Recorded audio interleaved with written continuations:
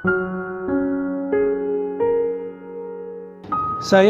akan menyampaikan Kitabus Shaum, bab puasa yang ada dalam kitab Mukhtasar Minhajul Qasidin karya Imam Ahmad bin Abdurrahman bin Qudamah Al-Maqdisi yang wafat 689 ya. Apa kata beliau? I'lam anna fi shaum khasisatan laysat fi ghairi. Puasa itu punya rahasia yang rahasianya nggak ada pada sholat, nggak ada pada sedekah, nggak ada pada zikir, nggak ada dibaca Quran.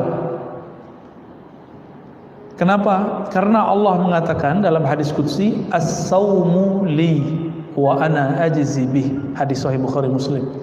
Puasa itu milikku.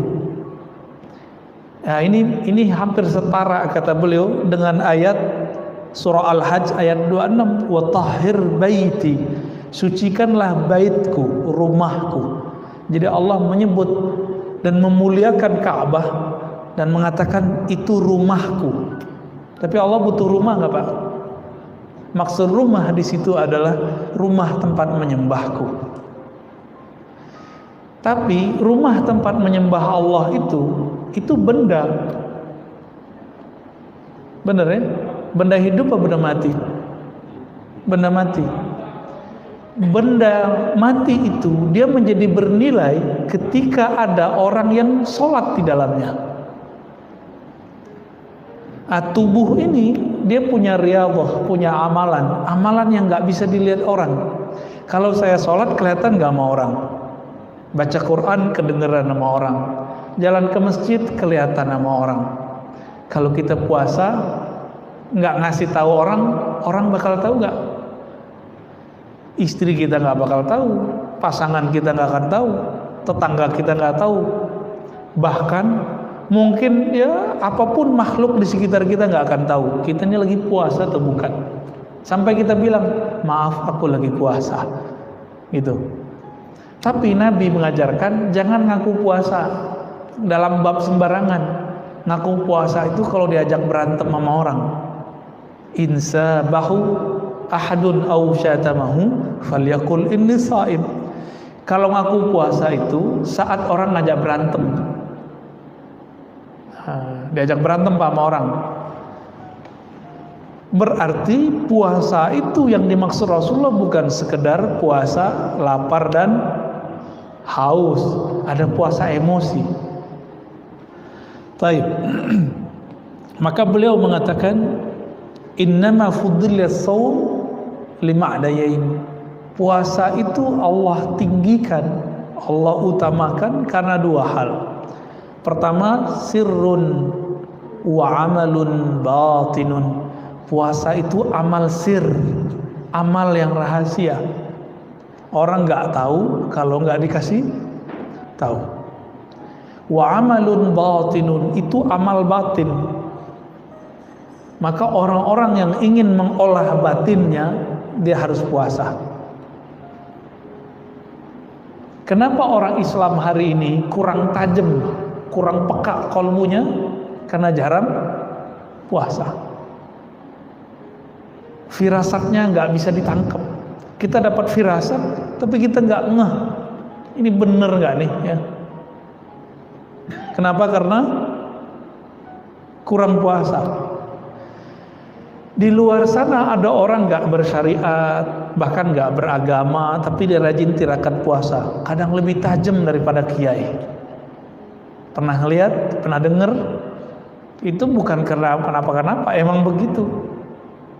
Dan itu pernah ditanyakan kepada Sayyidina Nabi Rasulullah SAW. Kenapa ada ahli kitab kok tajam firasatnya? Nabi mengatakan as-shaum, karena puasa. Jadi puasa ini amal dahsyat, ya, bisa menutupi kesalahan. Makanya Nabi Adam dulu sujud 40 hari 40 malam nggak makan nggak minum. Ada yang kuat begitu nggak Pak? Tapi wajar, Nabi Adam tubuhnya tubuh surgawi, nggak makan nggak minum juga nggak masalah 40 hari. Kita 4 jam udah langsung bingung ya. Ini nggak tahu nih nasi apa nih hari ini nih. Kebuli lagi? Bukan ya, membuli kali Pak. Syukran. La yarahul khalqu wa la yadkhuluhu riya. Tidak ada makhluk yang melihatnya sehingga riya tidak mempunyai tempat pada puasa. Kalau sholat masih bisa riya enggak? Masih, Pak. Coba aja cek sendiri. Kalau rukunya, sujudnya lebih lama di masjid, di rumah ngebut, itu ciri-ciri riya. Ciri-ciri riya harus dibenahin tuh. Tapi kalau sujudnya di rumah, sujudnya di sini sama panjangnya, insya Allah ini udah mulai stabil. Riyanya bisa dihalau. Riya ini kan perasaan dilihat orang. Perasaan dilihat orang beramal namanya riya. Kalau sombong, perasaan dilihat orang punya ilmu, punya harta. Nah, sombong orang punya harta itu nggak lebih parah. Yang parah itu orang kalau merasa punya ilmu. Ini gawat, Pak. Kalau punya harta, sholat hilang rasanya. Tapi kalau orang punya ilmu, dia sujud pun kolbunya belum sujud. Kenapa? Karena dia merasa dirinya berilmu. Dia takbir, dirinya belum takbir, lidahnya udah takbir. Allah yang maha besar. Tapi dalam dirinya dia masih mengatakan, ilmuku lebih besar, lebih banyak daripada imam. Nah, itu hati-hati tuh. Jadi beda riya sama sombong apa? Ini kita ulang-ulang, Pak. Dulu awal ngaji di sini saya pernah jelasin itu. Sombong ru'yatun nafs, ru'yatul ilm. Sombong itu saya melihat diri, merasa diri saya berilmu, merasa diri saya wali, merasa diri saya ini orang soleh, merasa diri saya ini lebih dekat kepada sunnah Nabi daripada yang lain, lebih aswaja dari yang lain. Ini hati-hati nih, sombong itu. Kalau riya, merasa diri beramal. Karena merasa beramal ingin dipandang orang, maka yang paling sering kena riya ini pengurus masjid, Pak. Hati-hati Pak pengurus ya. Yang lebih parah lagi pendiri masjid. Pendiri masjid ini gampang sekali setan mau menggugurkannya. Jadi setan tuh intai terus. Karena Allah itu ganti. Orang yang bangun masjid Allah bangunkan nanti surga. Allah bangunkan surga. Maka setan tuh nunggu supaya surga-surga yang sudah kita bangun itu, istana-istana yang sudah kita dapatkan itu, kita merobohkan kembali. Gimana caranya? Dia nunggu kita konflik. Bapak yang dulu bangun masjid ditunggu konflik dengan pengurus baru. Nanti kalau udah konflik, setan ngomong, kamu bilang dong, ini masjid kalau bukan karena kamu nggak jadi. Tunggu aja Pak, nanti setiap masjid orang akan ngomong begini. Benar nggak? Dan saya udah ketemu sering. Orang-orang yang cuma jasanya beberapa di masjid ngomong, kalau bukan karena saya masjid ini nggak jadi. Dia sudah punya istana di surga, langsung roboh. Roboh semua itu. Nauzubillah min dzalik. Maka pengurus masjid, pendiri masjid, tolong jangan ungkit-ungkit yang begini, ya. Puasa dulu deh, ya, latihan puasa. Yang kedua, annahu qahrun li'aduwillah. Sesungguhnya puasa itu bisa melemahkan musuh-musuh Allah. Qahrun ini kan secara bahasa artinya bisa memaksa, melawan, cuma bisa puasa. Jadi kalau ada orang nanya, Ustadz, ada nggak zikir melemahkan syahwat? Nggak ada, yang ada cuma puasa. Kok begitu? Jadi kalau antum nih baca Quran, khataman, zikir 1000-an, mata masih bisa jalalatan Pak. Serius. Syahwat temah menjadi-jadi. Karena zikir mazakar itu beda tipis saja, za sama zi. Serius. Maka kiai itu banyak istrinya, wajar, zikirnya kuat, yang satu lagi kuat juga. Obatnya cuma satu, saum, puasa. Ini PR kita semua, PR saya juga. Ya. Li'anna wasilatal aduwwi syahawat. Ya. Kenapa? Jadi perangkat senjata bom atau nuklirnya setan itu yang paling dahsyat itu namanya syahwat. Ya, syahwat ini keinginan rendah. Jadi kita ini nggak ada yang selamat, Pak. Saya apalagi tiap hari ketemu yang macam-macam, Pak. Ya, mulai dari jamaah yang begini sampai begitu setiap hari. Godaan saya lebih kencang dari Bapak. Jangan dikira saya selamat. Enggak, saya nggak selamat. Kalau Allah nggak bantu saya nggak selamat. Maka mohon doanya, semoga saya selamat. Amin ya rabbal alamin. Dan kita juga doakan Bapak Ibu ya, semoga selamat juga. Ini berat persoalan ini. Dulu Barsisa lewat karena masalah ini. Ya. Barsisa lewat di Sahih Bukhari kan disebutkan itu persoalan ini. Tapi ada juga seorang perempuan yang sering kita lihat, mungkin kita jijik kalau ngelihat begitu. Perempuan bari, ya. Perempuan pelacur, PSK, Allah ampuni, bukan karena dia ngapa-ngapain, tapi cuma karena ngasih. Nah begitu. Jadi agama itu gampang-gampang susah. Dosa besar. Tapi kalau mau diampuni, gampang sekali jalannya. Maka saya katakan kepada diri saya, kepada kita semua, kepada semua para pendosa, semua kita ini pendosa, jangan putus asa dari rahmat Allah. Siapa tahu dengan amal sedikit Allah angkat kita. Jadi kadang-kadang ada amal yang orang gak sangka-sangka, karena amal itu Allah angkat dia jadi waliullah. Kalau versi kita nih, perempuan yang tadi pelacur itu Allah ampuni dan dijadikan kekasih Allah cuma dengan ngasih si guguk. Lah sekarang ada ustadz katanya mau nabrak anjing, Pak. Jadi wali nggak tuh? Jadi wali Allah apa wali setan?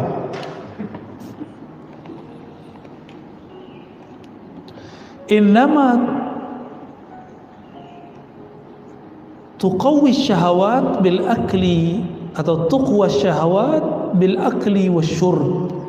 Syahwat itu hanya bisa dikuatkan dengan makan dan minum. Benar ya? Iya. Wah, jujur aja lah Pak ya. Dulu kawan-kawan kita yang ya jadi ustadz nih punya rahasia nih saya sebutin ya. Itu kalau ngomong ketemu Pak, nggak ngomongin ilmu, itu makan tiap hari. Jadi para ustadz kiai itu kalau ketemu, kalau diawali dia ngomongin kasyafat, kasyaf langit. Kalau dia kiai ahli ilmu biasa ngomongin syahwat, urusan poligami. Nih serius nih Bapak ya. Serius. Terus kalau istrinya banyak gimana? Ngomongin syarabat, apa obat penguat. Makanya kiai-kiai itu kalau udah ketemu, aduh ngomongin obat kuat mulu Pak. Kalau yang banyak posnya ya, maaf ya Pak Kiai. Madamat ardus syahawat mukhassabah, fasyayatinu yataraddaduna ila dhalikal mar'a. Selama lahannya syahwat ini disuburkan dengan makan dan minum, maka setan pun gampang nyangkulnya. Gampang setan nyangkulnya. Wa yaturku syahwat wa yutraku syahwat tudiku alaihimul masalik. Jadi dengan meninggalkan syahwat, mengurangi makan dan minum, ini bisa melemahkan darah. Jadi ternyata syaitan itu mengalir di darah, benar ya? Jadi orang kesurupan sama orang kesyahwatan itu lebih gawat orang syahwat. Kesurupan tinggal dibacain dikit sadar Pak. Nggak usah dibacain, kasih aja tuh apa bawang putih, kasih ke hidungnya, sadar itu Pak. Ya, balik lagi kesadaran dia tuh, nggak usah dibacain aneh-aneh. Ya, nggak bisa kasih tai kucing Pak. Pasti sadar itu, kabur itu ya. Itu versi teman saya itu, versi jalan lain.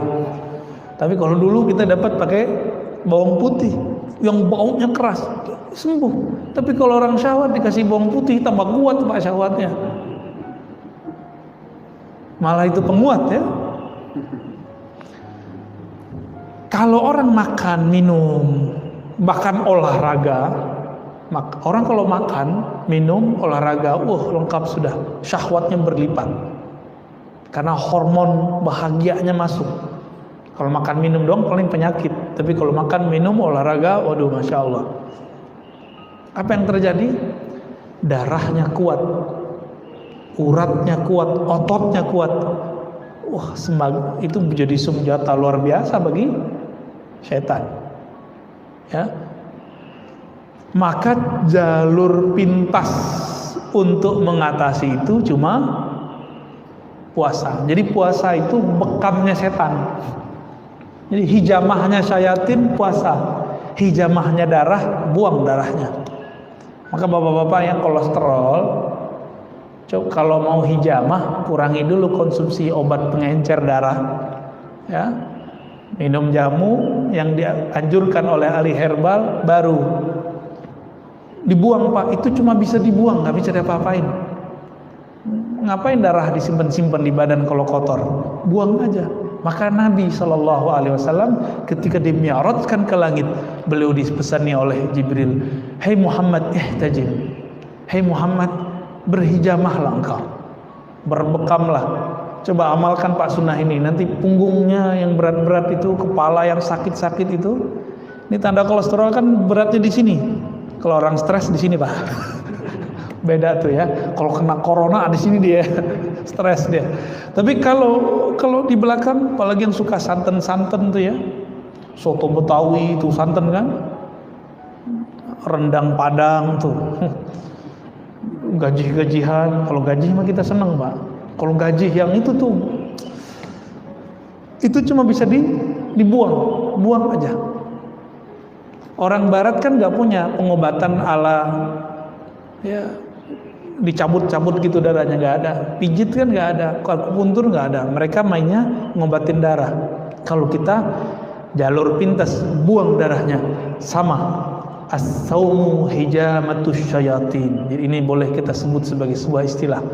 Puasa itu hijamah, mengeluarkan syaitan, melemahkan syaitan. Ya, mau nggak ngelemahin syaitan? Ya kalau nggak sempat Senin Kemis puasa Daud, minimal puasa 3 hari dalam sebulan. Ya jatah badan itu Pak.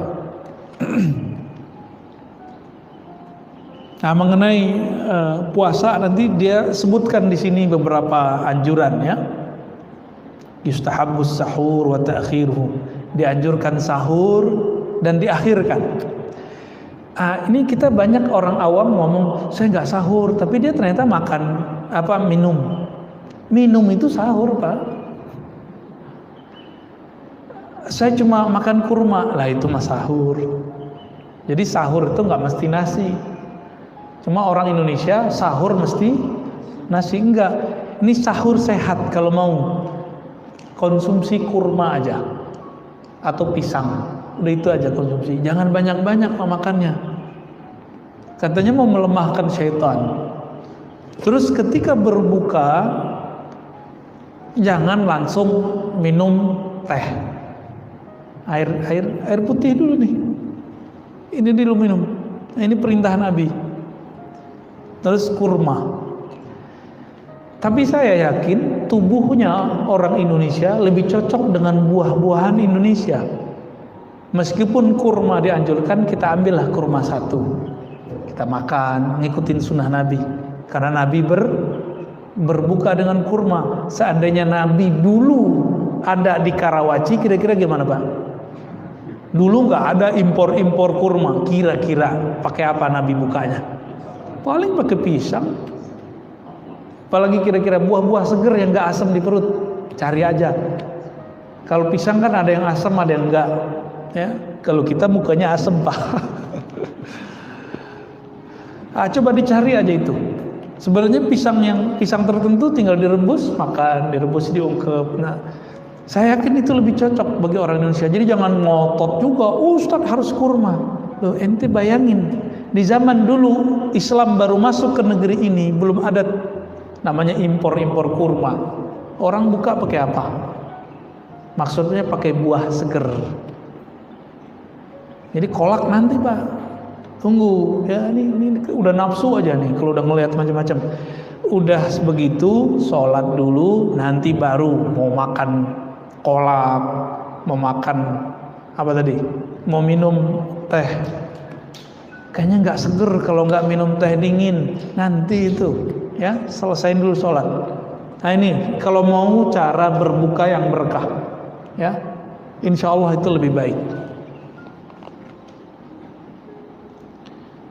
Wa ta'jilul iftar wa ayyaftura 'ala tamar, ya, mendahulukan berbuka dan berbuka dengan tamar.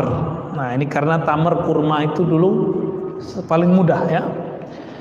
Wa yustahabbul jawd fi Ramadan wa fi'lul ma'ruf wa qasratus sadaqah iktidaan bi Rasulillah. Dianjurkan di bulan Ramadan, kalau kita sudah biasa dermawan, di bulan Ramadan dermawannya naik berkali lipat. Jadi jangan pelit bulan Ramadan, banyak-banyakin. Kenapa? Karena Nabi kalau bulan Ramadan itu duit masuk itu keluarnya secepat masuk.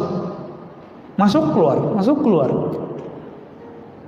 Wah, starter kita gimana? Nah, masih bilang gimana matematikanya, masih matematika insan, belum matematika ilahiyah. Ya.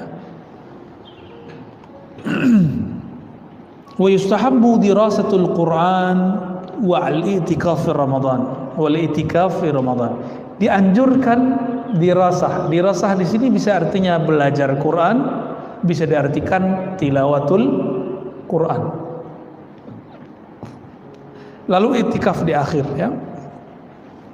Tapi saya menganjurkan amalan yang paling afdal itu bukan banyak khatam Quran, tapi kita membaca Quran, kalbu kita merasa terkoneksi, terhubung kepada yang menurunkan Al-Quran.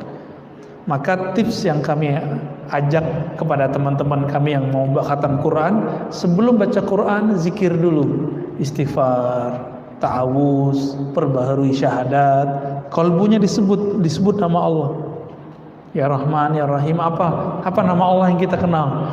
Kira-kira sudah tenang, baru kita baca Al-Quran. Nanti pas baca Quran ada muncul sedikit saja di dalam hati rasa malal. Apa arti malal? Bosan. Berhenti dulu Pak, taruh lagi Qurannya, zikir lagi. Atau sholat 2 rakaat. Selesai Assalamualaikum, zikir sebentar, tenangkan diri, yakinkan bahwa Allah yang menurunkan Quran itu memandang kita, dan betapa ridho dan senangnya Allah. Risalah-risalah cintanya yang bernama Quran dibaca oleh hambanya. Rasa itu muncul, baru baca Quran lagi. Begitu Pak terus. Jadi seumuran kita ini, apalagi sudah di atas 40, 50, 60, nggak usah ngejar 7 kali khatam, nggak usah. Capek Pak, ya. Ngamal tuh nggak usah ngoyo, tahu ngoyo ya?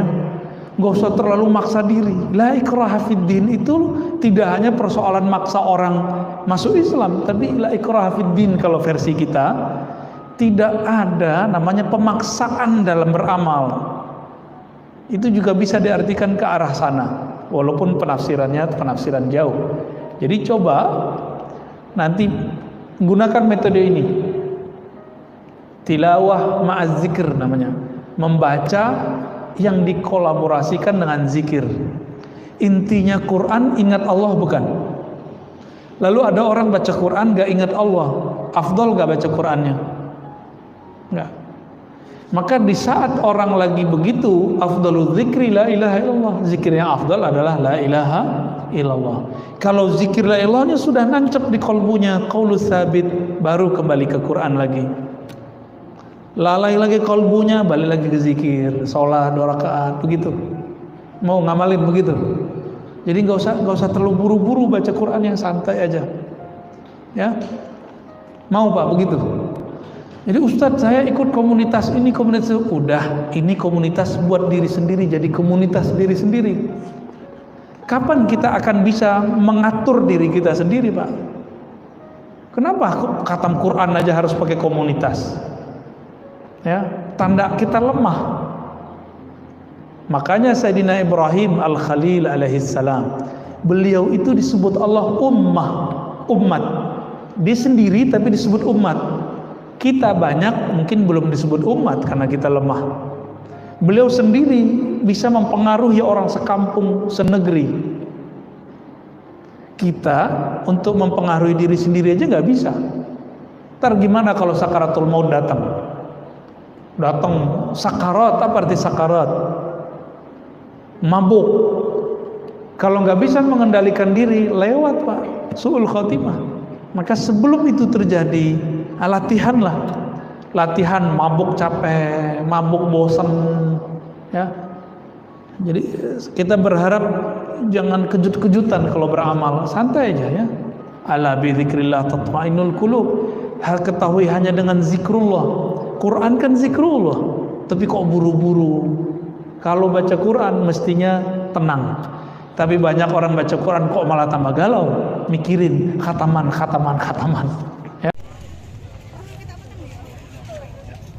Kita berada di Masjid Agung Tegal Sari, di mana di sana ada makam Kiai Ageng Muhammad Besari.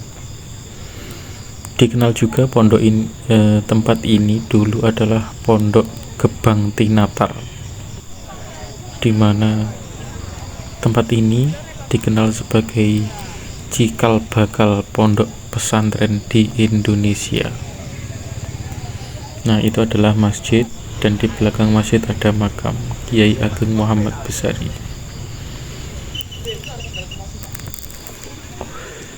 Setiap malam Jumat di sini selalu ramai pengunjung. Terima kasih. Assalamualaikum.